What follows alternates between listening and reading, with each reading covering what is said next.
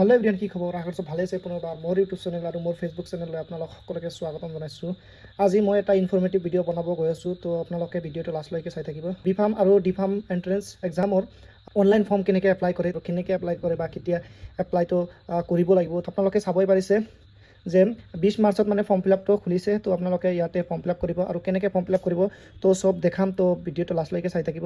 বাকী চাবই পাৰিছে ইয়াতে B pharm D pharm entrance এক্সামৰ বাবে 2026 কাৰণে মানে 26 যিবিলাক ষ্টুডেণ্ট 12 পাছ কৰিব তো বা 12 এক্সাম দিছে সিহঁতৰ কাৰণে বাকী আৰু যোনে দিব বিচাৰি আছে যে নহয় ডি ফাৰ্ম পঢ়িম বা বি ফাৰ্ম পঢ়িম, তো সেইটো হিচাপত ইয়াতে এপ্লিকেশ্যনবিলাক চাবই পাৰিছে যে ইয়াতে এইটো হৈছে অফিচিয়েল ৱেবছাইট আৰু ইয়াতে যাই কিনে আপুনি আৰু ইয়াতে চাব পাৰিব মোৰ পেটাৰ্ণবিলাক কেনেকুৱা আহিব চাবই পাৰিছে। ইয়াতে তোমাৰ সেইখিনি চাব পাৰিছে। ছাবজেক্টবিলাক ফিজিক্স, কেমেষ্ট্ৰি, ইংলিছ, বায়'লজি আৰু মেথামেটিক্স, এই পাঁচটা ছাবজেক্ট থাকিব আৰু লাষ্টত যিটো ছাবজেক্ট দুটা আছে বায়'লজি আৰু মেথামেটিক্স মানে এইটো চুজ কৰিব দিছে। এইটো অপশ্যন এইটো তোমাৰ যিকোনো এটা মানে ল'ব পাৰিব, বায়'লজি হয় মেথামেটিক্স মানে ল'ব লাগিব। বাকী ফৰ্ম ফিল আপটো কেনেকৈ কৰে মই দেখাই দি আছোঁ। ফাৰ্ষ্টত আপোনালোকে ইয়াৰ অফিচিয়েল ৱেবছাইটত যাব, মই ভিডিঅ'ৰ লিংকত দি দিম অফিচিয়েল ৱেবছাইটটো। আৰু ইপিনে চাব পাৰিছে এইখিনি জেগাত ইয়াতে অনলাইন ফৰ্ম মই লিংকটো দি দিম, লিংকৰ পৰা ক্লিক কৰাৰ পিছত ইয়াতে ৰেজিষ্ট্ৰেশ্যন কৰা বুলি আহিব।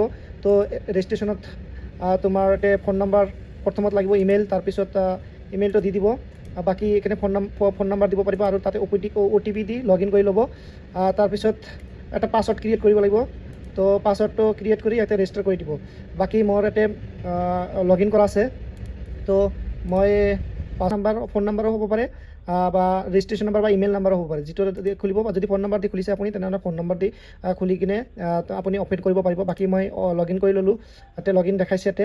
তো ইপিনে তোমাৰ প্ৰথমত পাৰ্চনেল ইনফৰমেশ্যনবিলাক থাকিব, যে প্ৰথমত নেম দিব লাগিব, দেন ডেট অফ বাৰ্থ দিব লাগিব, then father's name, mother's name, gender দিব লাগিব, জেনেৰেল কেটাগৰী। ইয়াতে 3টা টাইপৰ কেটাগৰী আছে, জেনেৰেল আছে, OBC আছে, তো বাকী ST আছে, STP আছে, STH আছে।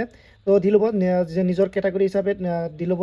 বাকী আপুনি যদি ইকনমিকেল উইকাৰ ছেকশ্যন মানে EWS পৰা হয় তেনেহ'লে ইয়েছ দিব, আৰু যদি নহয় তেনেহ'লে ন দিব। আৰু এজ তোমাৰ ইয়াতে দেখাব কিমান বছৰ। আৰু ইয়াৰ পিছতে আপুনি যদি কয় না ডমেষ্টিক ষ্টেট ফ্ৰম আছামৰ পৰা যদি কৰি আছে তেনেহ'লে আছাম দিব লাগিব। বাকী আধাৰ কাৰ্ড তাত দিব লাগিব আৰু ৰিলিজন দিব লাগিব। বাকী ফিজিকেলি আইডেণ্টিফিকেশ্যন যদি থাকে কোনোবা কাৰোবাৰ যদি ইয়াতে দিব পাৰিব, যদি নাথাকে তেনেহ'লে আনন'ন দি দিব।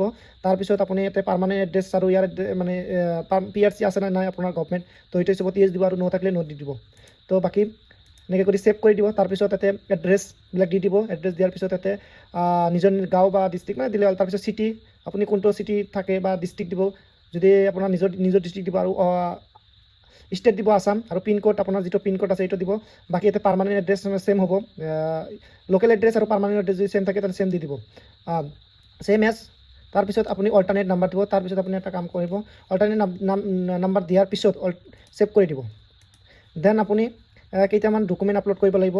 ছাপ'জ আপলোড ইয়ৰ ফটো অৰ চাইন, মই ফটো আপলোড দি দিছোঁ পিনে, আৰু বাকী চাইন কৰি দিব। আৰু ফটো মাষ্ট বি কিমান হ'ব লাগিব, 35 KB মানে মেক্সিমাম হ'ব লাগিব। বাকী ইয়াতে JP ছিগনেচাৰো 30 KB দিব কৈছে। তো এইটো চবত এতিয়া দি কিনে আপুনি এটা কাম কৰিব, ইয়াতে ছেভ কৰি দিব। তাৰপিছত আপুনি ইয়াতে তোমাৰ টোটাল 4টা মানে কোৰ্চৰ বিষয়ে আপুনি এপ্লাই কৰিব পাৰিব। প্ৰথমত B pharmacy, bachelor in pharmacy, D pharmacy, diploma in pharmacy, allied and health care course. এইটো মেডিকেল ছেক্টৰ এটা হেল্থ কেয়াৰৰ কোৰ্চ। বাকী BSc নাৰ্ছিং এইটো মানে টোটাল 4টা কোৰ্চ আছে ইয়াতে। 4টা আপুনি কয় না 2টা এক্সাম দিম বা 3টা এক্সাম দিম একেলগে, তো আপুনি দিব পাৰিব। বাকী মই এটা এক্সাম দিম, তো হিচাপে দি লৈছোঁ। তো বাকী যদি আপুনি কয় না কেতিয়াবা বি ফাৰ্ম আৰু ডি ফাৰ্ম একেলগে এক্সাম হৈ যায়, তো সেইকাৰণে অকণমান দিগদাৰ হয়। কোনোবা যদি এটা এক্সাম এটেম্প কৰে নেক্সট এক্সামটো এটেম্প কৰিব নোৱাৰি। তো সেইটো হিচাপত আপুনি যদি কয় না BSc নাৰ্ছিং কৰিম, BSc নাৰ্ছিঙৰ কাৰণে যদি মানে দুটাই এপ্লাই কৰি দিব পাৰিব। বাকী মই এটা এপ্লাই কৰিছোঁ, তো ইয়াৰ পিছত ছেভ কৰি দিব।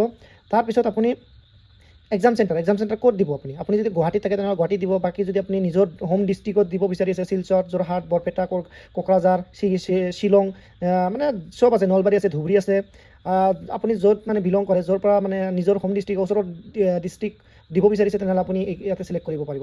মই প্ৰথমে গুৱাহাটীত দিম, তো গুৱাহাটীতে দি লৈছোঁ। বাকী ইয়াৰ পিছত ছেভ কৰি দিব। তাৰপিছত আপুনি ইয়াতে চুজ কৰিব আপুনি কোনটো বৰ্ডৰ পৰা মানে বিলং কৰে। আপুনি CBSE বা আছাম বৰ্ড যিটো আছে, যদি CBSE নহয় তেনেহ'লে আদাৰ্ছ বৰ্ড দি দিব। বাকী এডুকেশ্যন কোৱালিফিকেশ্যন তোমাৰ মোটামুটি HLC আৰু HSLC মানে এইটো দিব লাগিব। এইটো হায়াৰ ছেকেণ্ডেৰী চাৰ্টিফিকেট 10+2, এইটো মাৰ্ক টোটাল মাৰ্ক দিব লাগিব যে কিমান পাইছে আপুনি, অফ 10 মাৰ্ক দিব লাগিব আৰু আউট অফ কিমানৰ ভিতৰত কিমান পাইছে। বাকী পাৰ্চেণ্টেজ অট'মেটিকলি আহি যাব। তাৰপিছত ৰোল নম্বৰটো দি দিব দুয়োটাৰে। বাকী আপুনি কোনটো ইয়াৰত পাছ কৰিছে আৰু ইনষ্টিটিউটৰ নাম বা ইউনিভাৰ্চিটিৰ নাম দি দিব। তাৰপিছত আপুনি তলত স্ক্ৰল কৰি চাব যে ছাবজেক্ট অফ মানে আপুনি যদি ভাবিছে যে বায়'লজি বা মেথামেটিক্সত দিম, তেনেহ'লে যিকোনো এটা চুজ কৰিব লাগিব, দুটা একেলগে চুজ কৰিব নোৱাৰিব। তো সেইটো হিচাপত ইয়াতে ছিলেক্ট কৰি ল'ব। বাকী তাৰপিছত আপুনি চাব যে নহয় যে ইয়াতে ছাবজেক্ট ফৰ ছায়েন্স ষ্ট্ৰীমৰ পৰা যদি দি আছে, তেনেহ'লে আপুনি ইয়াতে ছাবজেক্টবিলাকৰ নাম দিব লাগিব। ছাপ'জ প্ৰথমতে ইংলিছ থাকিব, ফিজিক্স থাকিব, কেমেষ্ট্ৰি থাকিব, বায়'লজি থাকিব। আপুনি বায়'লজিটো অপশ্যনেল হয়, বায়'লজিটো অপশ্যনেল মানে বায়'লজি আৰু মেথামেটিক্স অপশ্যনেল, মানে দুটা এটা দিব লাগিব যিকোনো এটা। তো এইটো হিচাপত ইয়াতে মাৰ্কবিলাক দি দিব। বাকী ইয়াতে পাৰ্চেণ্টেজ আহি যাব। তাৰপিছত আপুনি ছেভ কৰি দিব। তো এইটো হিচাপত তাৰপিছত আপুনি এটা পে'মেণ্ট পাই যাব। পে'মেণ্টটো কৰা হৈ গ'লে বাকী ইয়াৰ পৰা ডাউনলোড কৰিব পাৰিব পে'মেণ্ট ৰিচিপ্ট। তাৰপিছত কেইদিন পিছত আপোনাৰ এডমিট কাৰ্ড আহি যাব।